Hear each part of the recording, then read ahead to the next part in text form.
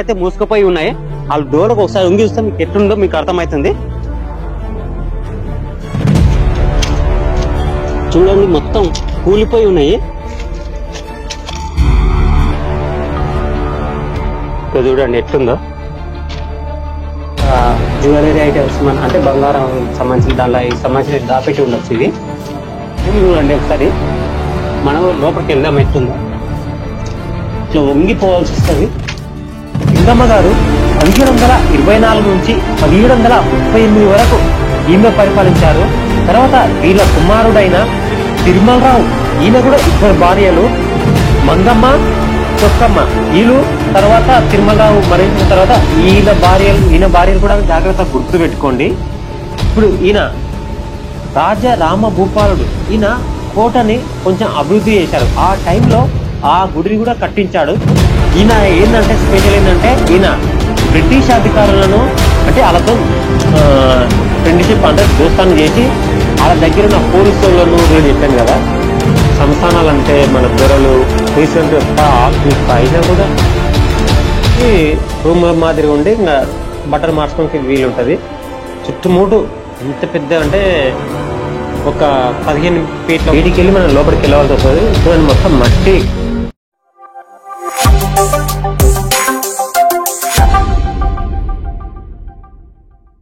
గద్వాల కోట అంటే అందరూ అరుంధతి సినిమాలో ఉన్నట్టుగా దాన్ని అనుకుంటారు, కానీ అసలైన గద్వాల కోట అంటే ఇదే. అసలు దీని చరిత్ర ఏంది, అసలు లోపల ఎట్లుంది, ఇంకా ఒకసారి మొత్తం శిథిలమైపోయింది. ఒకసారి లోపలికి పోయి సాధ్యమైనంత వరకు మీకు చూపించడానికి ప్రయత్నిస్తాను. ఒకసారి రాండి, వచ్చేసేయండి. గద్వాల సంస్థానం అంటే అసలు సంస్థానానికంటే ముందు ఇది గద్వాల కోట. కోటలు వేరు, సంస్థానాలు. కోటలు అంటే రాజులు పరిపాలించినవి కోటలు. సంస్థానాలు అంటే మన దొరలు వీళ్ళు పరిపాలించినవి ఈ సంస్థానాలు. అంటే ఇది కొన్ని కోట ఉండనే కోట తర్వాత వీళ్ళు ఆక్రమించుకొని తర్వాత వీళ్ళు దాన్ని కొంచెం మాడిఫై చేసుకొని వీళ్ళు దొరలే సంస్థానంగా ఏర్పరచుకున్నారు. దాదాపు ఇప్పుడు ప్రజెంట్గా ఇది సంస్థానంగా ఉంది.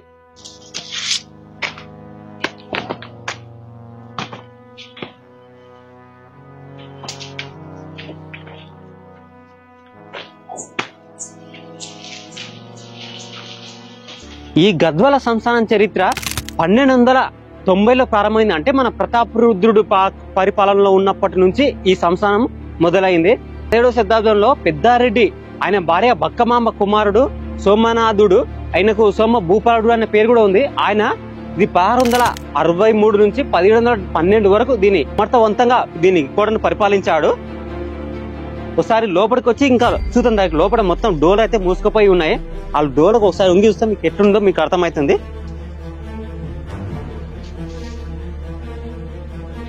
ఒకసారి కెమెరాకి ఆన్ చేసి ఏం కదా అట్లే ఉంది.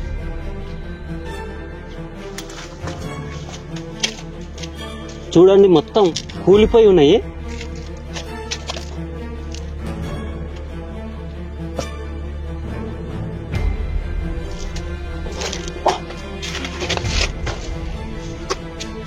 ఇక్కడ పోతే మొత్తం బావి వస్తుంది. లోపలికి పోతే అవి కనిపిస్తుందా అక్కడ బావి. ఇట్లా పైకి వెళ్తే మొత్తం కూలిపోయింది. ఎప్పుడు మీద పడిపోతే తెలియదు, అంత డేంజర్గా ఉంది. అయినా మేము రిస్క్ తీసుకొని కొంచెం పైకి వెళ్తున్నాము.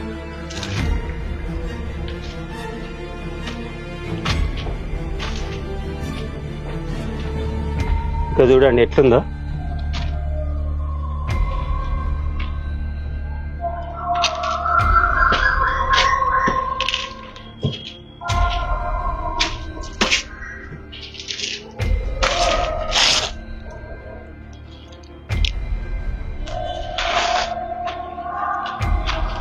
ఇక్కడ చూడొచ్చు మా ఇంకొక రూమ్ కూడా. నేను చెప్పాను కదా 1663 నుంచి 1712 వరకు సోమ భూపాలుడు పరిపాలించాడు అని. అయితే తర్వాత 1713 నుంచి ఎప్పుడెప్పుడు ఎవరెవరు పరిపాలించాడో ఈ కోటను చూసుకుంటూ అంటే ప్రతి రూమ్ లోకి వెళ్ళి చూసుకుంటూ ఈ సంస్థానం యొక్క చరిత్రను కూడా నేను చెప్తూ ఉంటా. మీరు కోటను చూసుకుంటూ చరిత్రను వినండి. ఈ గద్వాల సంస్థానాన్ని ఎక్కువగా ఆడవాళ్ళే పరిపాలించారు. అయితే సోమభూపాలుడికి 2 భార్యలు. అయితే సోమభూపాలుడు మరణించిన తర్వాత ఆయన మొదటి భార్య అక్కమ్మ 1713 నుంచి 1724 వరకు ఆమె పరిపాలించారు. ఇప్పుడు ఈ కోట ఎట్లుంది చూద్దాం. ఈ సంస్థానం ఇట్లా ఈ విధంగా మొత్తం మరుగున పడిపోయింది, కూలి శిథిలావస్థకు చేరిపోయింది. అక్కడ చూస్తే ఇప్పుడు ప్రజెంట్గా అది డిగ్రీ కాలేజీ.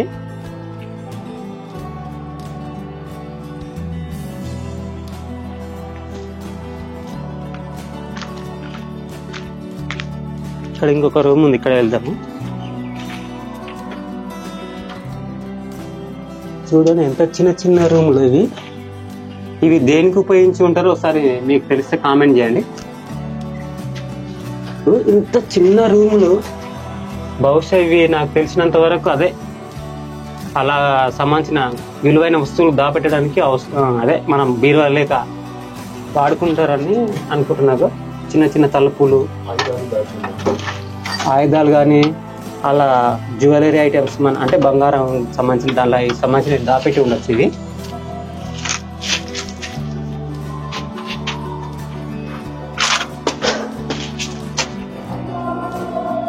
పాత పాడుబడిపోయింది. అదే ఇంత చిన్న మెట్లు, ఇంత చిన్న రూమ్ చూడండి ఒకసారి.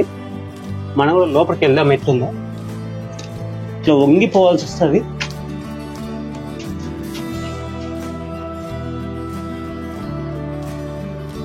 ఇక చూడండి ఎంత చిన్న ఉన్నాయి రూములు. మొత్తానికి కూలిపోయి స్థితికి చేరిపోయింది. ఇది ఇప్పటిది కాదు, దాదాపుగా 17వ శతాబ్దంలో. అంటే దీన్ని అప్డేట్ రెన్యువల్ చేసుకుంటా రాజులు ఒకరి తర్వాత ఒకరు వచ్చారు. ఓకే, ఇదో ఇది మొత్తం కూలిపోయింది. అగో లోపల చూడండి కుర్చీలు అవి కనిపిస్తున్నాయి. టైల్స్ లెక్క నాకు తెలిసి ఇది ఒక బెడ్రూమ్ అనుకుంటా. టైల్స్ ఆకారంలో మొత్తం పెయింటింగ్ వేసుకున్నారు వీళ్ళు. తర్వాత సోమభూపాలుడు రెండో భార్య లింగమ్మ గారు 1724 నుంచి 1738 వరకు ఈమె పరిపాలించారు. తర్వాత వీళ్ళ కుమారుడైన తిరుమలరావు, ఈయన కూడా 2 భార్యలు, మంగమ్మ, చొక్కమ్మ. వీళ్ళు తర్వాత తిరుమలరావు మరణించిన తర్వాత ఈయన భార్యలు కూడా పరిపాలించారు.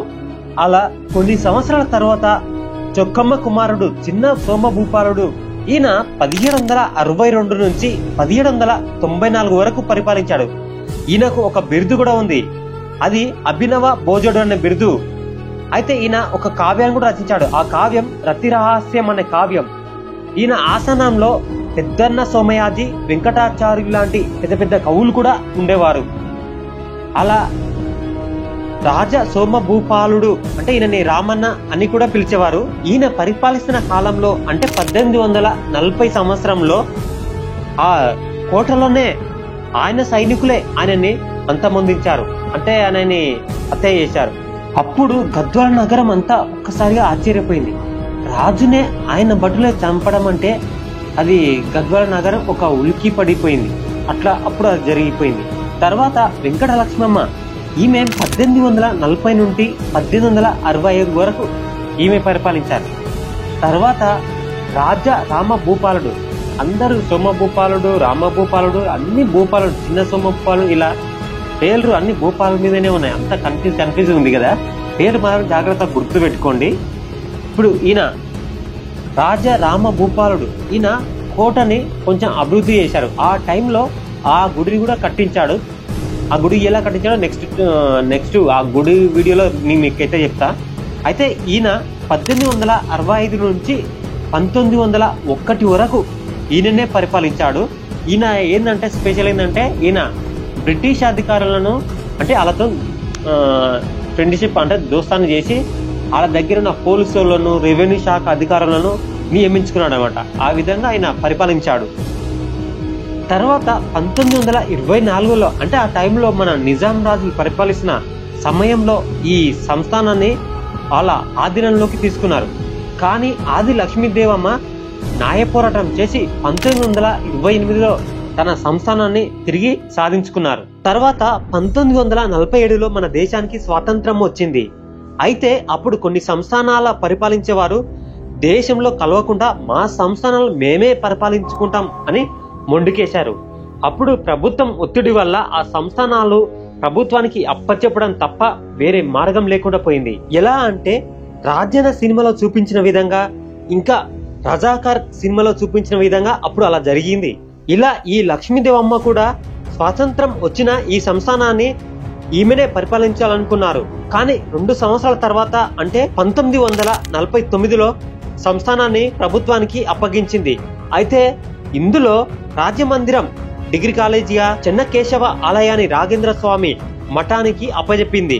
చూడండి, ఈ స్తంభాన్ని మొత్తం రాళ్లతోనే గుండ్రంగా వేసి ఒకటి బై ఒకటి పెట్టి పిల్లర్ని అయితే తయారు చేశారు. పైన స్లాబ్ సున్నపు మట్టితోటి ఇటుక పిల్లలతోనైతే స్లాబ్ వేసారు, దూలాలు పెట్టి. అవి ఉయ్యాల కొండీలు ఉన్నాయి, ఉయ్యాలు ఊగడానికి అనుకుంటా. ఈ పాత గూడంతో పైన స్లాబ్ మట్టితో వేసారు, చల్లగా ఉంటది. అది కనిపించేదే చెన్నకేశ్వర స్వామి ఆలయము.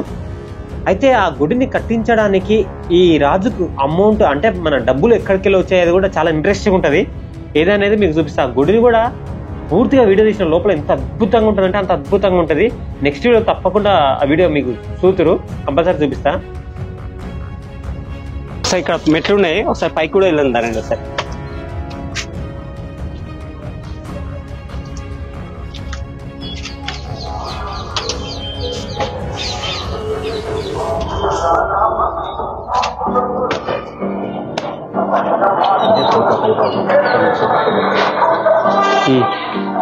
ఇదే మొత్తం కోట పై భాగం మొత్తం ఇదే. ఈడికెళ్ళి మొత్తం కనపడుతుంది. ఈ గద్వాల సంస్థానం, ఈ గద్వాల నడి బొడ్డున సెంట్రల్ ఉంది ఈ సంస్థానము.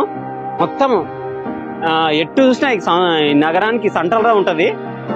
చూడండి, మొత్తం ఊరు చుట్టుముట్టు చూసినా మొత్తం ఊరే ఉంటది.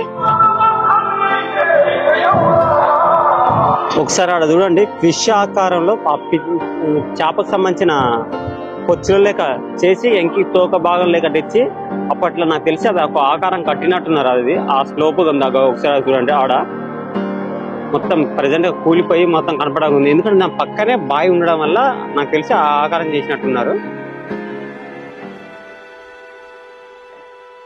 ఈ కోట మస్తు పురాతనమైనది. అంటే ప్రతాపరుద్రుడు పరిపాలించిన రోజులప్పటి నుంచి కోట ఉంది. అంటే కోట వేరు, సంస్థానాలు వేరని మీకు ఆల్రెడీ చెప్పాను కదా. సంస్థానాలు అంటే మన దొరలు, రీసెంట్ ఆలు పరిపాలించినాయి. కోటలు అంటే రాజులు పరిపాలించినాయి కోటలు. అప్పటి నుంచి ఇప్పటి వరకు సంస్థానం అట్లే నిలిచి ఉందంటే అది గ్రేటర్ అని చెప్పుకోవాలి. మొత్తం దూలాలు కీలాలు మొత్తం స్లాబ్లు పడిపోయినాయి. చూడండి ఒకసారి రాళ్ళతో, ఇంతకుముందు చెప్పాను కదా రాయి మీద రాయి పెట్టి ఎట్లా చేసారు అనేది. ఇంత చూడండి, ఈ పైన కూడా రాళ్ళతోనే ఉన్నాయి. కింద పైన కూడా ఇంకో పై కూడా, ఇది కూడా ఒక రాయే.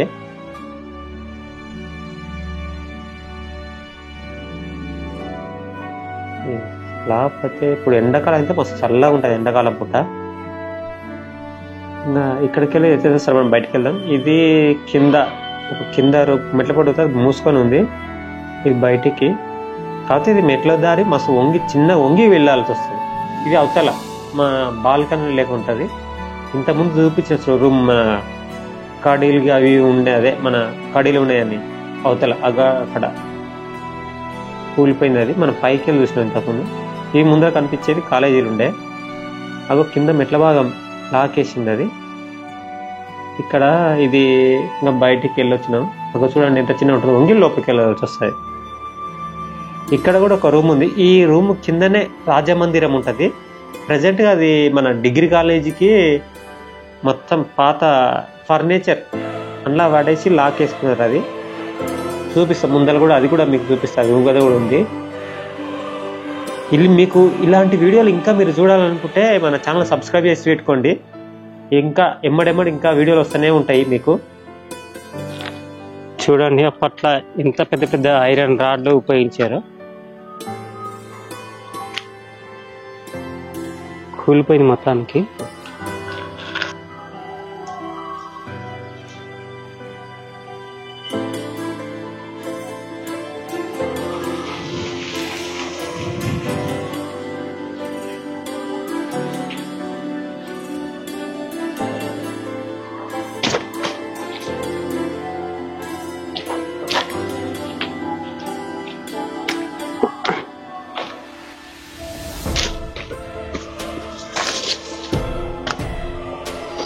నేను చెప్పాను కదా, ఈ సంస్థానాన్ని ఎక్కువ శాతం మన ఈ ఆడవాళ్ళే పరిపాలించారని.